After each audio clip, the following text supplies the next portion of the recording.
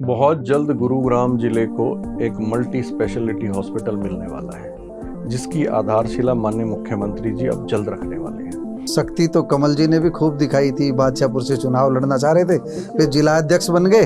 अभी जैसे मेयर का जो चुनाव होना है, हम आपसे यही जानना चाह रहे हैं कि आप संगठन या सत्ता में से किस ओर आपका रुझान रहेगा। गुरुग्राम नगर निगम पहले लोकसभा चुनाव से पहले सुनते थे कि अभी हुए, आपकी पार्टी के वरिष्ठ नेताओं के बयान भी आए, फिर सुना कि विधानसभा चुनाव होने दीजिए। अब सब कुछ हो चुका है विधानसभा चुनाव, क्या आप दोबारा वार्डबंदी करा रहे हैं?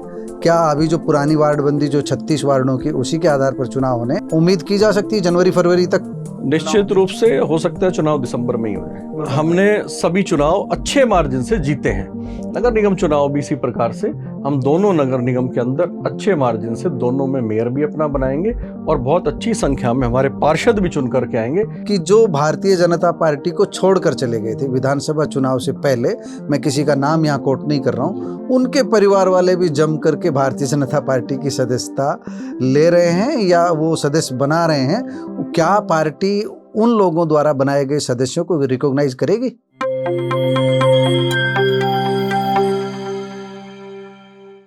प्यारे दोस्तों, सादर अभिवादन। मैं हूं महेश कुमार वैद्य और आप देख रहे हैं एनजेपी हरियाणा। दोस्तों, आज हमारे साथ मौजूद हैं भारतीय जनता पार्टी के गुरुग्राम जिला अध्यक्ष कमल यादव। कमल यादव जी आज हमारे साथ मौजूद हैं, आपका स्वागत है सबसे पहले तो हमारे स्टूडियो में। और हमारे पास काफ़ी सवाल हैं इन्हें लेकर के, क्योंकि गुड़गांव नगर निगम के चुनाव 2 साल से नहीं हुए हैं और मानेसर का नगर निगम जब से गठित हुआ है तब से चुनाव वहाँ भी नहीं हुए हैं। और लोग इनसे लगातार सवाल भी कर रहे हैं भाजपा नेताओं से कि भाई क्या कारण है, क्यों चुनाव नहीं हो पा रहे हैं।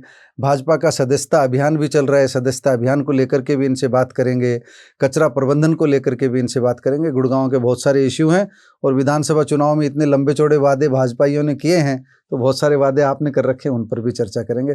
तो कमल जी, सीधा सबसे पहले तो सदस्यता को लेकर के बात करते हैं। इन दिनों भाजपा का सदस्यता अभियान चल रहा है, गुरुग्राम जिला कहाँ खड़ा हुआ है?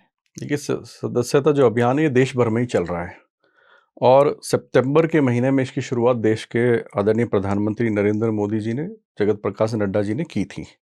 लेकिन हम इलेक्शंस के दौरान चुनाव के अंदर थे, क्योंकि हरियाणा में विधानसभा चुनाव था, इस वजह से हमने 1 महीना इसको लेट शुरू किया है, एक्सटेंड किया है।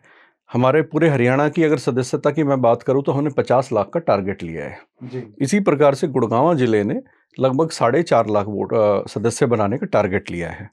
अभी जो हरियाणा के अंदर हम बात करें तो पूरे हरियाणा के अंदर जो शुरुआत की दौर में जब हम देखते थे तो फरीदाबाद जिला हमसे आगे था, नंबर 1 पे था। लेकिन मैं धन्यवाद करता हूं हमारे जिले के सभी कार्यकर्ताओं का, जिन्होंने मेहनत और परिश्रम के साथ में काम किया और आज हरियाणा के अंदर पूरे 22 जिलों के अंदर गुरुग्राम सबसे नंबर 1 जिला सदस्यता के अंदर है। गुरुग्राम की मुख्यतः अगर विधानसभाओं की मैं बात करूँ तो गुड़गांव और बादशाहपुर 2 विधानसभा ऐसी हैं जो 90 हलकों में दोनों विधानसभा सबसे ऊपर है, सबसे ऊपर सदस्य बनाने में है। तो इस प्रकार से कि लेकिन विधानसभा है भी बहुत बड़ी। हरियाणा में मेरे ख्याल से बादशाहपुर सबसे बड़ी है इस मामले में और गुड़गांव दूसरे नंबर पर। दोनों ही विधानसभाएं बड़ी हैं। तो दोनों बड़ी के साथ साथ कई बार क्या होता है कि विधानसभा तो बड़ी है लेकिन कार्यकर्ता भी उतना ही एक्टिव है, काम भी कर रहा है। बड़ा होना एक अलग चीज़ है, हमारे पास बड़ा है तो टारगेट भी हमारे पास बड़े हैं, टारगेट बड़े जी। तो उसी हिसाब से हमने, ऐसा नहीं है कि हमारे पास बड़ी विधानसभा है तो हम उसमें कहीं मैं ये जानना चाह रहा हूँ, हरियाणा की तुलना जब करते हैं जिला वाइज तो गुड़गांव कहाँ खड़ा हुआ है, गुरुग्राम? देखिए, हमने लोकसभा चुनाव देखा जी। लोकसभा चुनाव के अंदर अगर मैं जिलावार बात करूं तो हमारे मैं वोटों की भी बात करता हूँ और सदस्यता की भी बात करता हूँ। वोट वाइज अगर मैं बात करूँ लोकसभा चुनाव के अंदर तो हमारे प्रत्याशी आदरणीय राव इंद्रजीत सिंह जी। जिले वाइज अगर हम देखें तो हरियाणा के अंदर सबसे ज़्यादा वोटें हमारे जिले से मिली, गुरुग्राम जिले से। इसी प्रकार से विधानसभा के चुनाव जो रहे, विधानसभा के चुनाव में 4 सीटें हमारी जीत करके भाजपा की झोली में गए, गुरुग्राम जिला में। बिल्कुल निश्चित दोनों ही जीतें हमारी बड़ी रही। उसके अलावा सदस्यता के अंदर भी हम आज नंबर 1 पर हैं, पूरे हरियाणा के अंदर गुरुग्राम जिला नंबर 1 पर है। गुरुग्राम सबसे बिल्कुल सबसे टॉप पर, 1 नंबर पे है जी। कमल जी, अभी हम थोड़ा सा सदस्यता से अलग हट करके ये जानना चाह रहे हैं एक बड़ा इशू ये हमारे नोटिस में है, कोई सज्जन बता रहे थे हमसे कि जो भारतीय जनता पार्टी को छोड़कर चले गए थे विधानसभा चुनाव से पहले, मैं किसी का नाम यहाँ कोट नहीं कर रहा हूँ, उनके परिवार वाले भी जम करके भारतीय जनता पार्टी की सदस्यता ले रहे हैं या वो सदस्य बना रहे हैं। क्या पार्टी उन लोगों द्वारा बनाए गए सदस्यों को रिकॉग्नाइज करेगी, क्या इस मामले में है? देखिए, भारतीय जनता पार्टी के साथ में आज हर व्यक्ति जुड़ना चाहता है। माध्यम कोई भी हो सकता है, जी जी, मैं भी हो सकता हूं, आप भी हो सकते हैं और अन्य कोई भी व्यक्ति हो सकता है, क्योंकि हर आदमी भारतीय जनता पार्टी का मेंबर बनना चाहता है।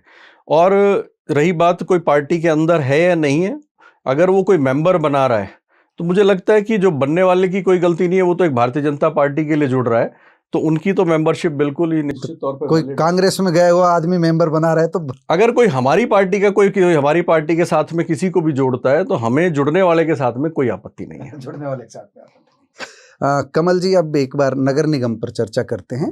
गुरुग्राम नगर निगम, पहले लोकसभा चुनाव से पहले सुनते थे कि अभी हुए, आपकी पार्टी के वरिष्ठ नेताओं के बयान भी आए, फिर सुना कि विधानसभा चुनाव होने दीजिए, अब सब कुछ हो चुका है विधानसभा चुनाव। क्या आप दोबारा वार्डबंदी करा रहे हैं? क्या अभी जो पुरानी वार्डबंदी जो 36 वार्डों की, उसी के आधार पर चुनाव होने, और होने हैं तो कब होने हैं? लोगों को क्या आप सही जवाब देंगे? जो है, देखिए, निश्चित रूप से चुनाव थोड़ा डिले है, इसमें कोई दो राय नहीं है और उसको हम एक्सेप्ट भी करते हैं। लेकिन लोकसभा चुनाव के आसपास एक बार मन बनाया कि चुनाव कराए जाए, लेकिन फिर तुरंत लोकसभा के चुनाव हमने देखे थोड़ा प्रीपोन्ड रहे, इस बार थोड़ा सा कुछ 10-15 दिन का वो फर्क रहा। उसी हिसाब से विधानसभा के जो चुनाव रहे उस दौरान भी एक बार मन बनाया कि भाई लोग ये कराया जाए, लेकिन फिर लगा कि अब दोनों चुनाव में इकट्ठा जाना ठीक नहीं है। कहीं ऐसा तो नहीं था भाजपा को हार का डर था? नहीं, बिल्कुल नहीं था। आपने देखा है, रिजल्ट आपके सामने है। तो ऐसा हार की बात नहीं थी। चुनाव होता है और भारतीय जनता पार्टी एकमात्र ऐसी पार्टी है देश के अंदर जो 24/7 उसका कार्यकर्ता काम करता है। भारतीय जनता पार्टी विश्व की सबसे बड़ी पार्टी अगर कोई है तो भारतीय जनता पार्टी है, और वो केवल और केवल कार्यकर्ता आधारित पार्टी है और कार्यकर्ताओं के दम पर चलने वाली पार्टी है और कार्यकर्ताओं ही उसकी ताकत है। तो अब कार्यकर्ताओं की भी ताकत है, भाजपा का दम भी है। अब ये दम कब सामने आएगा चुनाव? अब मुझे लगता है कि बहुत जल्द नगर निगम के चुनाव होने वाले हैं और अभी चुनाव आयोग की तरफ से भी पिछले अभी 3-4 दिन पहले की बात है कि डिप्टी कमिश्नर्स को एक लेटर भी जारी किया है चुनाव आयोग ने, तो मतदाता सूची को अपडेट करने के लिए, और वो इसी वजह से है कि चुनाव अब जल्द कराने हैं। वार्डबंदी पर तो अभी असर नहीं होना, वो जो पहले से थी वो जो कर दी, 3 सीटें रिजर्व की थी जो गुरुग्राम में, गुरुग्राम नगर निगम में 3 सीटें थी रिजर्व। हाँ, इस बार तो 3 को लेकर के कुछ लोग मेरे ख्याल से कोर्ट में गए थे, उस मामले का हो गया सेटल? अभी कोर्ट में वो मामला थोड़ा विचाराधीन है, लेकिन मुझे लगता है कि अभी जो BCB का भी रिजर्वेशन की बात है, ये सब मिला करके इस पे जल्द कोई ना कोई संज्ञान सरकार ले लेगी और कोई ना कोई हल निकाल लेंगे हम इसमें। उम्मीद की जा सकती है जनवरी-फरवरी तक निश्चित रूप से हो सकता है चुनाव दिसंबर में ही हो जाए। और मानेसर को लेकर के, मानेसर तो शुरू में ही अभी नहीं हुआ, मानेसर को लेकर के क्या स्टेटस है? मानेसर, गुड़गांव, फरीदाबाद, ये सब चुनाव नहीं, वो तो चुनाव तो हो गए। मानेसर को लेकर के कोई सूची अपडेट होना है, मानेसर को लेकर के भी लेटर आया क्या? गुड़गांव वो सभी नगर निगम के जहां जहां ड्यू है पूरे हरियाणा के अंदर, सभी नगर निगम, सभी DCs को भेजा गया है। जी। कमल जी, विधानसभा चुनाव के दौरान बहुत बड़े वादे किए गए। एक सबसे बड़ा वादा था कचरा प्रबंधन का। इको ग्रीन को बैन भी किया गया। राव इंद्रजीत ने लेटर लिखा, राव नरवीर सिंह ने भी उसका समर्थन किया कि भाई जो भी कुछ हुआ है वो सही नहीं हुआ, भुगतान कर दिया गया, बिना काम से संतुष्ट हुए। और बंधवाड़ी का भी मुद्दा आया था कि बंधवाड़ी का जो प्लांट है वहाँ पर क्या कुछ करेंगे, पर एक डेडलाइन दी थी राव साहब ने मेरे ख्याल से दिसंबर की, कि भाई वहाँ तब तक जो है ये काम पूरा किया जाए। आप गुरुग्राम नगर निगम का जो कचरा प्रबंधन है उसको लेकर के अभी जो सरकार सत्ता में आई है, क्या कदम उठाए, क्या पहल हुई अभी तक? कदम हम उठा चुके हैं जी। अभी पिछले दिनों आपने देखा होगा, जो स्थिति पहले थी, चुनाव से पहले थी, आज वो स्थिति इतनी खराब नहीं है। और मेरा मानना ये है कि लगभग जो कूड़े की जो समस्या शहर के अंदर थी, चाहे वो होम कलेक्शन की थी, चाहे वो और अदर कोई भी इस तरह की कोई समस्या रही है, सफाई की या सफाई कर्मियों की जो समस्या थी, उन सब पे हमने तकरीबन काबू पा लिया है और लगभग 80% काम अब वहाँ पे गुड़गांव के अंदर हो गया है। आप देखेंगे पहले से बहुत फार बेटर चीज़ें हो चुकी हैं और आने वाले समय में निश्चित रूप से जो जनता से हमने वादे किए हैं। देखिए 2014 के अंदर भारतीय जनता पार्टी की सरकार हरियाणा में बनी। आप हमारे 2014 के मैनिफेस्टो को उठाइए, 2014 से 19 तक जितने जो सरकार के अंदर रहे, उन लोग जो माननीय मुख्यमंत्री मनोहर लाल जी ने जितने वायदे हमारी पार्टी ने किए थे उस समय में, जो घोषणा पत्र के अंदर थे, उन वादों को पूरा करने का काम हमारी सरकार ने किया। 19 से लेकर के 24 तक के जितने वादे थे उनको पूरा करने का हमारी सरकार ने काम किया। और जो अब 24 के चुनाव में जो हमने वादे किए हैं, उसका मैं गारंटी के साथ कह सकता हूं, ये मोदी जी की गारंटी जिस प्रकार से फेमस है, उसी प्रकार से भारतीय जनता पार्टी की, चाहे वो मनोहर जी की गारंटी हो, चाहे नायब सैनी जी की गारंटी हो, 100% जो हमारा घोषणा पत्र है उन कामों को हम करके हम तो 2-3 मुख्य काम है। एक तो जो हॉस्पिटल का था, हॉस्पिटल का अभी पिछले दिनों आरती राव ने विजिट भी किया था, साइट्स का अभी क्या उम्मीद कर रहे हैं, कब तक जो वो काम जो है वो सिरे चढ़ जाएगा? हॉस्पिटल की जो जब हम स्थिति देखते हैं गुरुग्राम में, तो वहाँ पर प्राइवेट सेक्टर में तो बड़े बड़े अस्पताल है, सरकारी स्तर पर ऐसी कोई सुविधा अभी नहीं है। उसका वादा किया गया, हेल्थ सेक्टर की बात कर रहे हैं हम, उस वादे को कब तक भारतीय जनता पार्टी पूरा कर देगी? जो बहुत जल्द गुरुग्राम जिले को एक मल्टी स्पेशलिटी हॉस्पिटल मिलने वाला है, जिसकी आधारशिला माननीय मुख्यमंत्री जी अब जल्द रखने वाले हैं। इसी प्रकार से गुरुग्राम को एक इंटरनेशनल लेवल का बस स्टैंड भी मिलने वाला है। दोनों ही काम हमारी प्राथमिकता है और उनको हम करेंगे। गुरुग्राम की जो कनेक्टिविटी की बात है, जो आपने देखा होगा, तो उसमें एक सबसे बड़ी बाधा जो जाम की रहती है, जल भराव की रहती है। अभी तो बरसात का मौसम नहीं है, काफ़ी दूर है, उसको लेकर के कोई भारतीय जनता पार्टी संगठन के लेवल पर कोई ऐसी योजना जो सरकार तक पहुंचाना चाह रही हो, आपके मन में कोई रोड मैप हो, संगठन की ओर से सत्ता को कोई सुझाव, ऐसी कोई वर्किंग प्लेटफार्म आपने जो दिया हो, कोई रोड मैप ऐसा बना करके दिया हो, या आपके मन में चल रहा हो कि संगठन की ओर से ये मांग जो पार्टी की जो सरकार है उसके सामने रखी जाए, नायब सैनी की सरकार के सामने रखी जाए? ये द्वारका एक्सप्रेस वे जो है, जी, ये सब कार्यकर्ताओं ने ही, भारतीय जनता पार्टी के लोगों ने ही माननीय मुख्यमंत्री मनोहर लाल जी के संज्ञान में लेकर के आए, और उन्हीं की इच्छा थी कि भाई कोई इस प्रकार का एक रोड निकले जो कि NH8 के ऊपर और मेहरौली गुड़गांव जो रोड है उसके ऊपर प्रेशर कम हो ट्रैफिक का। उसी का परिणाम ये रहा कि मुख्यमंत्री जी ने आदरणीय गडकरी जी से मिलकर इस प्रोजेक्ट को लेकर के आए और इसको तुरंत पास भी कराया और इस पे काम भी करना शुरू किया। और अब हमारी ही सरकार के अंदर उसका हमने शिलान्यास भी हमने किया और उद्घाटन भी हमारी सरकार ने किया। इसी प्रकार से जितने भी ये फ्लाईओवर्स आपको गुड़गांव के अंदर दिखाई दे रहे हैं, आपने खूब विजिट किया है गुड़गांव को, आप बार बार जाते रहते हैं, और आज से नहीं, लगभग 40-50 वर्षों से जाते हैं।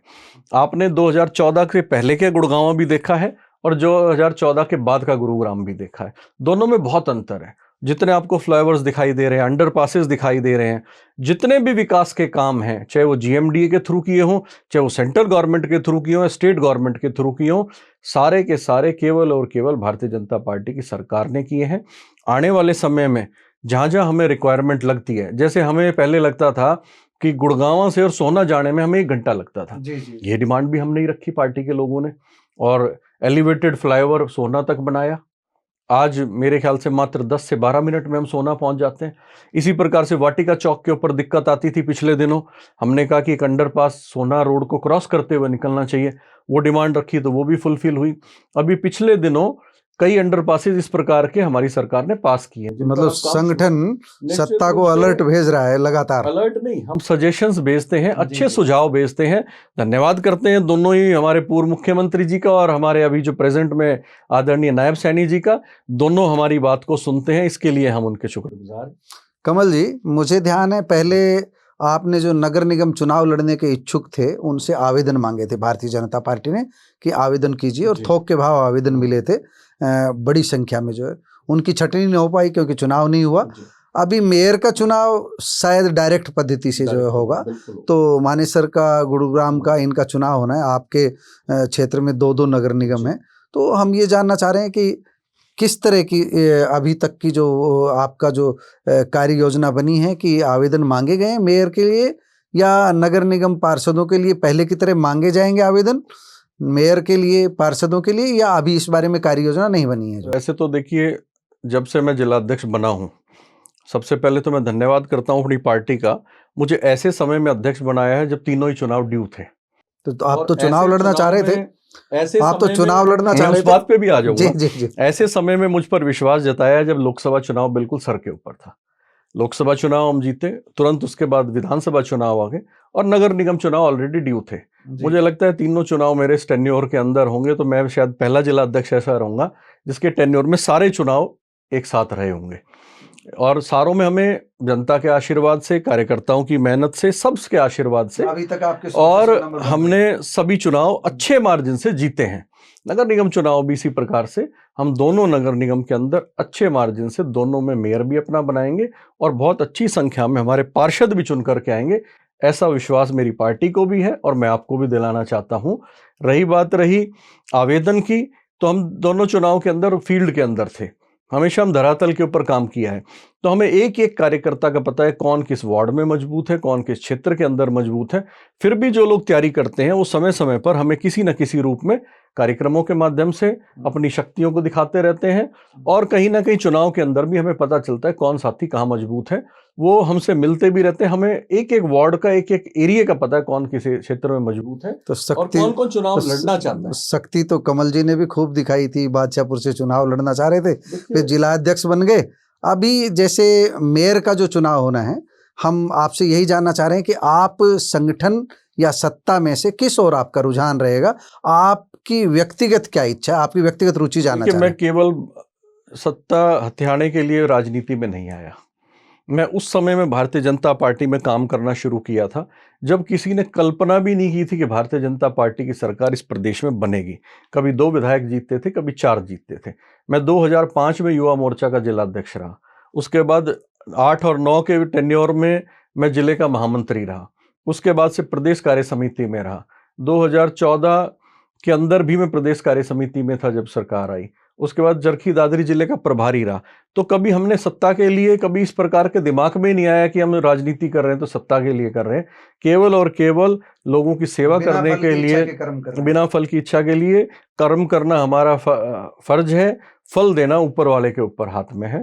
तो निश्चित रूप से जो पार्टी मेरे लिए आदेश करेगी, पार्टी ने कहा जिला अध्यक्ष के रूप में काम करना है वो किया, पहले का प्रभारी के रूप में काम करना है वो किया, पार्टी चुनाव लड़ने के लिए कहेगी तो चुनाव भी लड़ेंगे।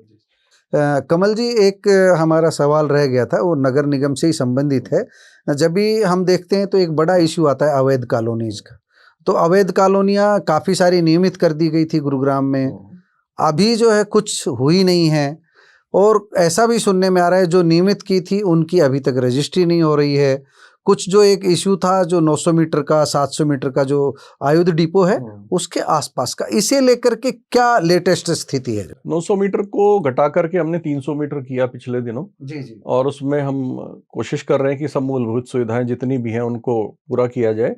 और रही बात अवैध कॉलोनियों की, पिछले दिनों हमारी ही सरकार ने केवल जो औरों के समय में, पिछली सरकारों के समय में जो कॉलोनियां, अवैध कॉलोनियां काटी थी, उनको भी मूलभूत सुविधाएं देने का काम केवल हमारी सरकार ने किया है। उनको नियमित करने का काम भी हमारी सरकार ने किया है। लेकिन फिर भी कुछ चीज़ें रह जाती हैं, कई बार डॉक्यूमेंट्स पूरे नहीं हो पाते। बहुत सी कॉलोनीज ऐसी है जिनमें प्रॉपर अभी उनकी जो लैंड का जो डिस्प्यूट है उस प्रकार का अभी कई जगह चल रहा है, उसमें अभी रजिस्ट्री वगैरह नहीं हो रही है, उनको अप्रूव्ड भी कई बार इसीलिए नहीं किया जा सकता। उनमें भी हम लगे हुए हैं, उनका कोई ना कोई समाधान ढूंढने के लगे हुए हैं ताकि लोगों को सफर ना करना पड़े। निश्चित रूप से उस काम को भी हम करेंगे। धन्यवाद कमल जी।